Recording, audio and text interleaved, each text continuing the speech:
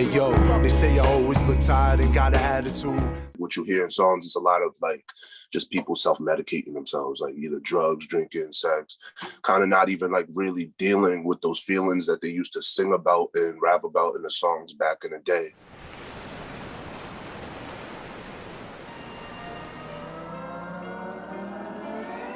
Hello, my name is Lorelei McBroom. I have done vocals for Pink Floyd, the Rolling Stones, Nile Rodgers, Lou Reed, and Rod Stewart. I created Who Influenced You to chronicle a genealogy of inspiration from one generation to the next. We will cover all fields of interest, from sports to science, art to fashion, music to drama. Who influenced you? They say I always look tired and got an attitude. Still flicking Newports across the avenue. I probably link up with Danny to smoke a bag or two. I'm stressed out, still breaking out on these rashes too. Better roll out the carpet when I'm stepping in. Uptown where niggas pack more lead than Zeppelin. Today's guests are artist Joe Goodwin and activist Harrison Tuck. I wanted to talk to both of you about your familiarity with the music that either Ray Parker was involved in, whether it be Motown artists. He talked about a lot of people, ranging from like Dionne Warwick and Aretha Franklin to Stevie and Marvin Gaye. And I presume that both of you, being that you weren't alive during that era of the great music of the 70s, and even the stuff that Paul and I talked about in the 80s with Prince, The Family, The Time, and the other bands that he's toured with, you kind of missed that too. Yet you know the music. So tell me how you found out about this classic soul music. I kind of grew up on this music. My parents, that's kind of their generation for the most part. And even before them, my grandparents, they kind of put me on a lot of stuff. Yeah, but that's stuff that I grew up with my whole life.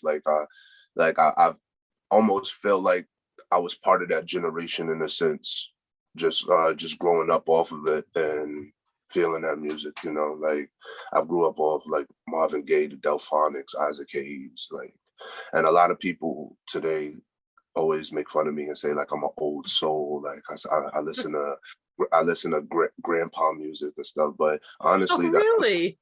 Yeah, a lot of people, because a lot of people are not really that open-minded when it comes to music a lot nowadays. But like, honestly, that's where a lot of the authenticity is held in that music. Like, it's like people were invested in their music back then. Like, it's not just like nowadays, it's just like a press of a button and you can make a whole song. But like every day, people were like actually invested into actually creating something from starting from nothing into making something beautiful. Yeah, I really appreciate it. Well, we're going to talk about that a little bit more in a moment. Go ahead, Harrison, and tell us how you discovered the classic soul. Well, I can certainly share the sentiments that Joe said. I have been called those same names, 40-year-old in a 20-year-old body, old head. And really where it started is, I think that there's a certain element of, 70s Motown music. And really, what I started to do was started from the 2000s, growing up, and then I worked my way back. And so I love 90s R&B music. And then what I found was that, as I continued to go in each generation, that the music just continued to speak to me. And there's a certain element when you listen to Stevie Wonder, when you listen to, Motown music, it speaks to your soul. I mean, you can feel it. And it is a feeling in which no other music really brings. I was listening to Who's Loving You by the Jackson 5, and there's no comparison. And I stepped up to her and I said, when I had you, I treated you bad and wrong, my dear, and God said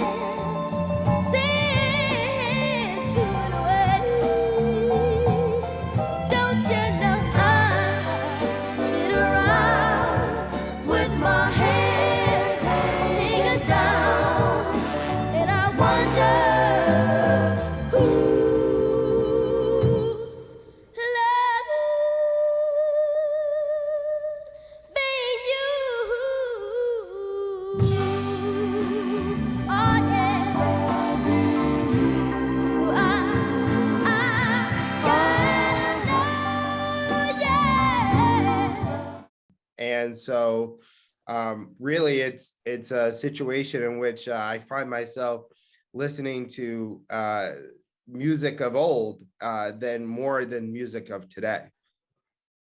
That's very interesting that you should mention the lyrics, because that is definitely something that one of my partners, David Bryant, who's a songwriter who's written songs that were recorded by Whitney Houston and Sister Sledge and some of the other great classic artists and singers, that we were going to ask you guys, what do you think of the lyrics of what's being written today versus the lyrics of the content from the past?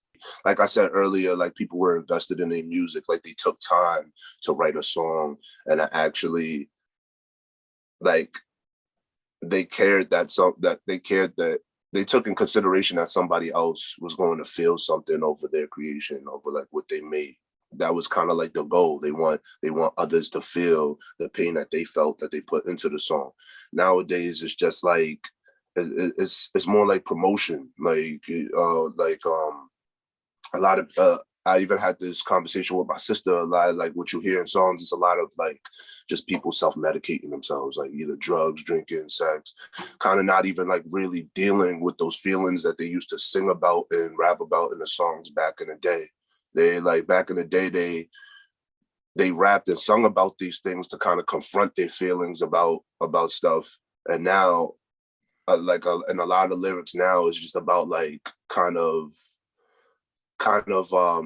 compressing those feelings and just drinking and getting lit and basically forgetting about your troubles, even though your troubles are still gonna be there after all that stuff. Like the music now, it makes you confront your feelings a little less than it did back in the day, than the music did back in the day, you know? Right. Do you guys own any vinyl or cassettes or even CDs? I have a whole stack. Some of my parents from when I grew up, and a lot of from like the past couple of years. I have like 3 crates that in a room full of vinyls. Well, I find it very interesting that both of you are considered by your peers to be old souls. And I'm wondering, in terms of the young friends that you have that may not be fans of this older music, if you play it for them, do they relate to it? Do they like it? Or, how do they react? Because when I consider that hip hop, at least the hip hop in the 90s that I was listening to, used a lot of samples of really great classic R&B songs. And even today, we're finding on TikTok, people are doing these dances to songs like Forget Me Not by Patrice Rushen.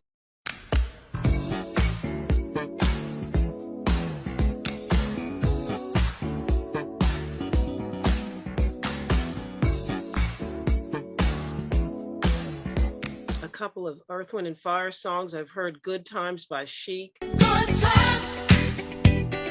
These are the good times. Leave your cares behind. These are the good times. Good times. He's the Greatest Dancer was the music behind Will Smith Getting Jiggy with It, and people are doing TikToks to that.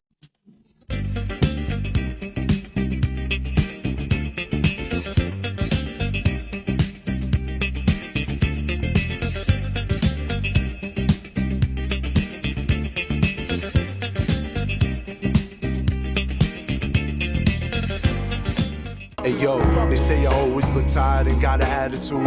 Still flicking Newports across the avenue. I probably link up with Danny to smoke a bag or two. I'm stressed out, still breaking out on these rashes too.